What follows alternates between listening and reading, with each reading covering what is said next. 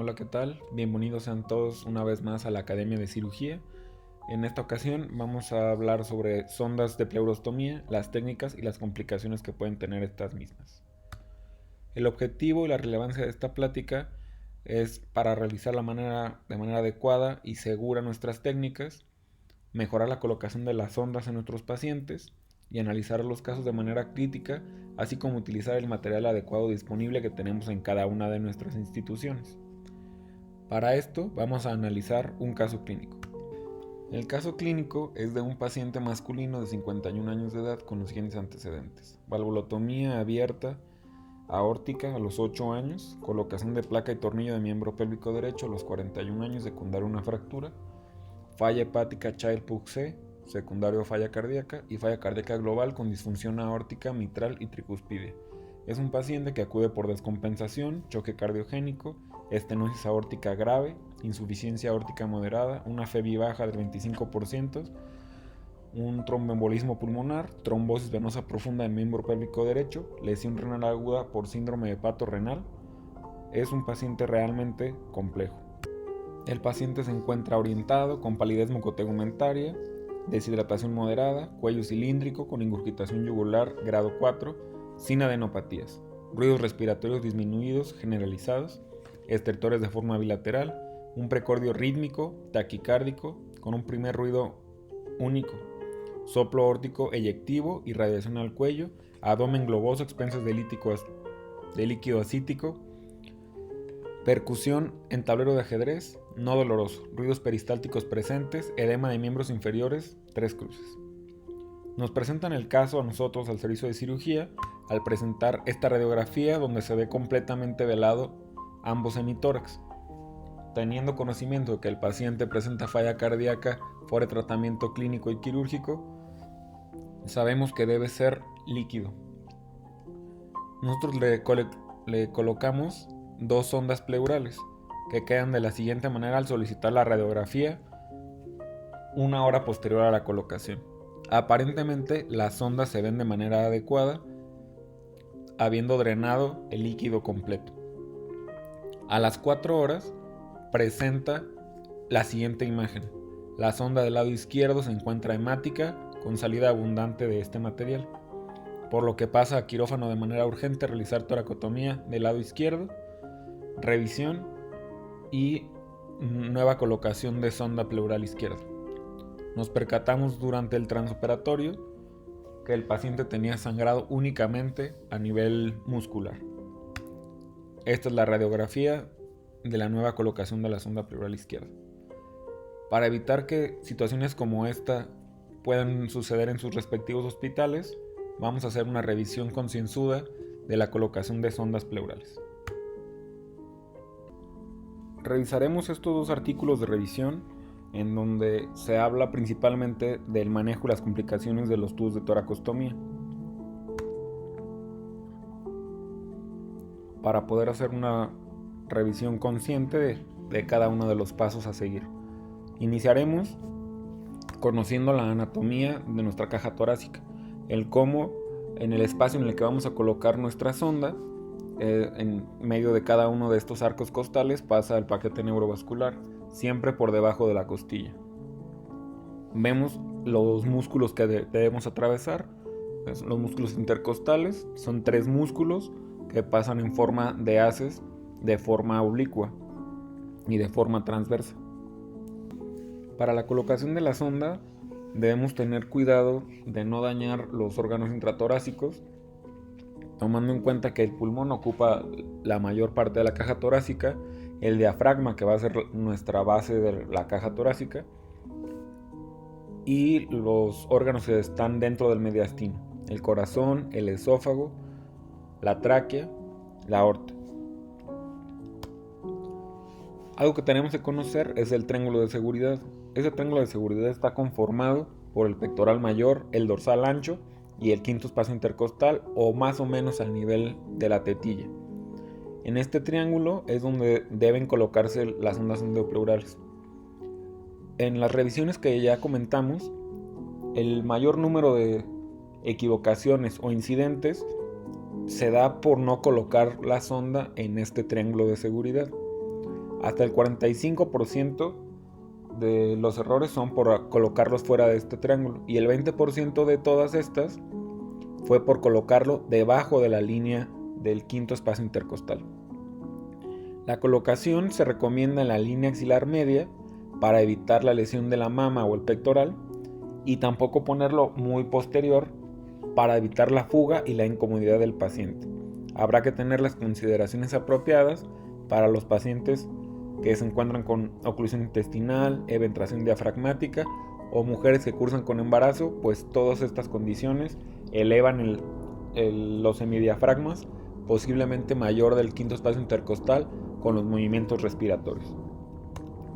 Para la colocación debemos ubicar nuestro triángulo de seguridad, haber infiltrado algún anestésico local, poner en posición al paciente y realizar una pequeña incisión con un bisturí.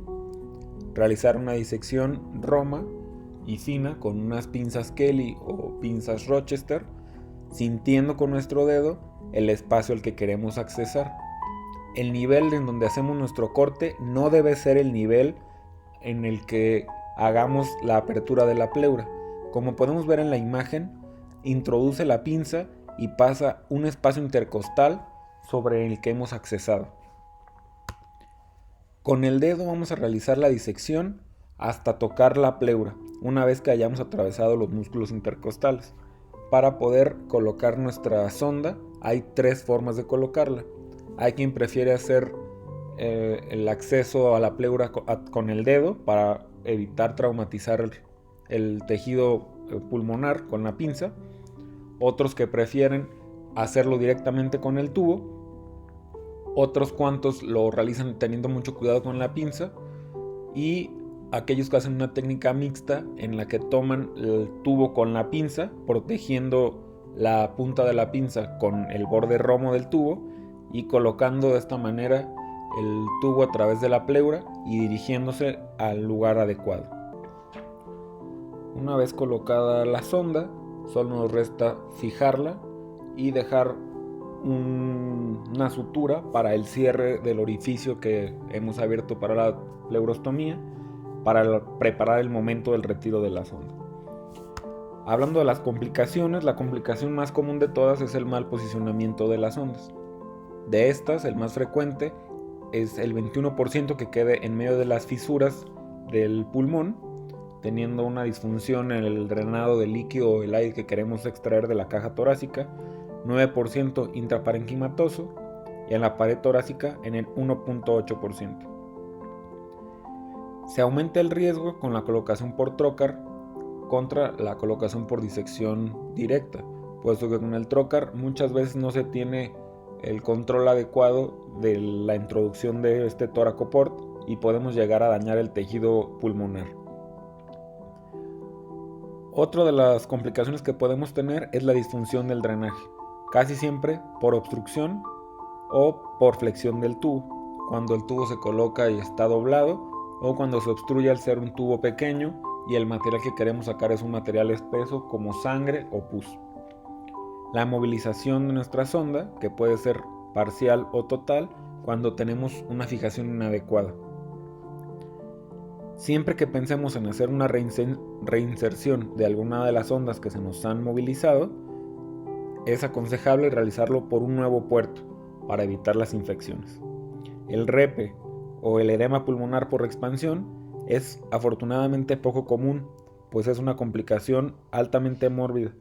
La expansión rápida de un neumotórax grande que lleva más de 48 a 72 horas, el aumento brusco de la presión negativa, el retiro de tumores, decorticaciones o simpatectomías pueden ser algunos de los factores de riesgo, así como personas menores de 40 años, colapsos de mucho tiempo y neumotórax, como ya se los he dicho, mayores del 30%. En estas complicaciones vamos a tener una radiografía como esta, vamos a tener un edema pulmonar muy importante y las posibilidades de no poder tener un tratamiento adecuado, más que con medicamentos de soporte, corticoides y ventilación pulmonar mecánica, serán nuestras únicas opciones. Los ANES no han demostrado tener un efecto positivo ante este síndrome. Otra de las complicaciones comunes son las lesiones de la arteria intercostal. Como ya vimos, la arteria intercostal pasa por debajo de nuestra costilla. Sin embargo, algunas de las ramas de esta arteria pequeñas pasan directamente por encima de la costilla, que van de abajo hacia arriba rodeando esta saliente ósea, por lo que se recomienda al momento de hacer la colocación no pasar directamente rozando la costilla en su borde superior, sino darle un margen de un 20 al 30% hacia arriba, o bajando de la costilla superior hacia abajo hasta un 70% y quedando más o menos a la mitad, para tratar de disminuir la incidencia de sangrados. Esto no garantiza que no tengamos ningún tipo de lesión vascular, pero sí lo disminuye en mayor forma. Las fístulas broncopleurales o alveolo-pleurales se dan al tener las laceraciones pulmonares, ya sea previas a la colocación o durante la colocación de la sonda. Nos vamos a percatar de esto por la cámara de sello de agua que tenemos.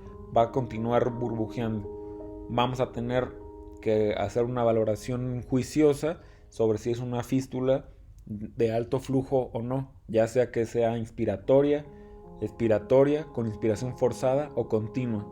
Al tener una fístula de alto grado, sobre todo cuando es continua, va a requerir manejo quirúrgico. No va a ser una fístula que pueda cerrar fácilmente.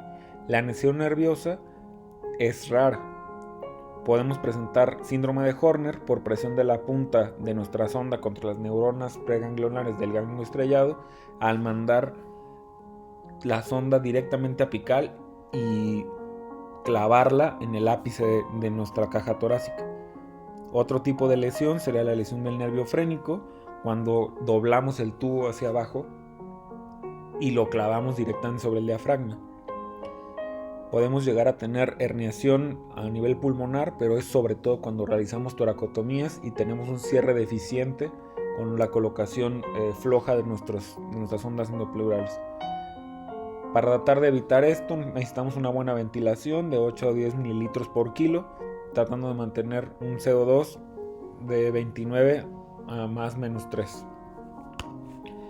Entre las complicaciones podemos ver aquí en las radiografías cómo está la sonda atravesando el mediastino, cómo está atravesando la sonda a nivel abdominal, y estas van a ser claves para saber qué es lo que tenemos que pensar en alguna de estas colocaciones erróneas. Sobre todo cuando tenemos una mal colocación a nivel abdominal o nivel diafragmático, tenemos 3 posibles escenarios en el que pasamos la sonda a través del diafragma y llegamos al tórax.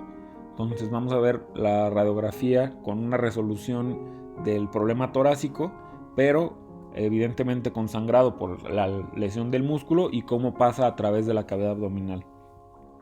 Si se queda única y exclusivamente en el diafragma, pues solo vamos a tener sangrado, y en el peor de los casos sería pasar por el diafragma y lesionar alguno de los órganos abdominales, el hígado, el vaso, el estómago o alguna víscera hueca. Nos va a alertar el dolor abdominal, la salida de material de donde sea que hayamos penetrado, ya sea sangre en el caso del vaso o del hígado, o material intestinal en una víscera hueca. Estas complicaciones van a requerir manejo quirúrgico urgente, laparotomía, resección o reparación de los segmentos afectados. Dentro de las complicaciones, pues como hemos dicho que las malcolocaciones son las más frecuentes, tenemos que entender que muchas veces la radiografía, al ser en 2 dimensiones, puede ser engañosa. No siempre nos va a dejar en claro que la sonda está mal colocada, ya sea que se haya quedado fuera del espacio intrapleural y esté por fuera de esta cavidad torácica, aunque parezca que la sonda queda por dentro del tórax o por debajo del nivel costal, el problema torácico no se va a solucionar y vamos a encontrar posiblemente enfisema si es que hemos aperturado la pleura. Si estamos dentro de la cavidad mediastinal, si dañamos el esófago, los grandes vasos o el corazón, Con estos últimos va a ser bastante evidente por la cantidad de sangrado que vamos a presentar y posiblemente complicaciones fatales para nuestro paciente. El esófago suele ser mucho más insidioso, dado que la cantidad de saliva es mucho más escasa. Estos pacientes se presentan de forma tardía con mediastinitis, sepsis y posiblemente la muerte. Cuando todo está mal y tenemos una lesión grande, va a requerir una toracotomía, ya sea de forma videoasistida o abierta, para analizar los sitios en los que hemos llegado a tener alguna complicación o alguna lesión. De ser necesario, va a requerir algún grado de resección anatómica o extraanatómica. Por lo regular, al ser lesiones pequeñas, requieren o un cierre con sutura o una resección en cuña. Para finalizar, pues no hay más que decir que la colocación de las sondas no pueden realizarse sin presentar ningún riesgo. Todas presentan un riesgo mayor o menor. La disección Roma es la que mejor ha presentado datos contra las complicaciones, a diferencia de hacerlo a ciegas con algún puerto, sobre todo aquellos que tienen navaja. La importancia del triángulo de seguridad no se puede recalcar más en esta clase, puesto que es el sitio en el que menor cantidad de lesiones se presentan, teniendo en cuenta que pacientes con paquipleuritis o que tienen el pulmón adherido a la pleura parietal pueden resultar lesionados a pesar de estar en ese triángulo de seguridad, y que todas estas complicaciones pues son prevenibles. Pero en caso de que se nos presente alguna, debemos solucionarla adecuadamente teniendo todos los materiales disponibles, dado que somos los expertos para este tipo de procedimientos. Tenemos que pensar que las sondas pleurales pues salvan vidas y son de uso muy necesario, pero nosotros como operadores y personas que colocamos estas sondas tenemos que estar conscientes de las complicaciones posibles, tener conocimiento, experiencia y sobre todo la vigilancia de nuestros pacientes al momento de realizar estos procedimientos. Muchas gracias.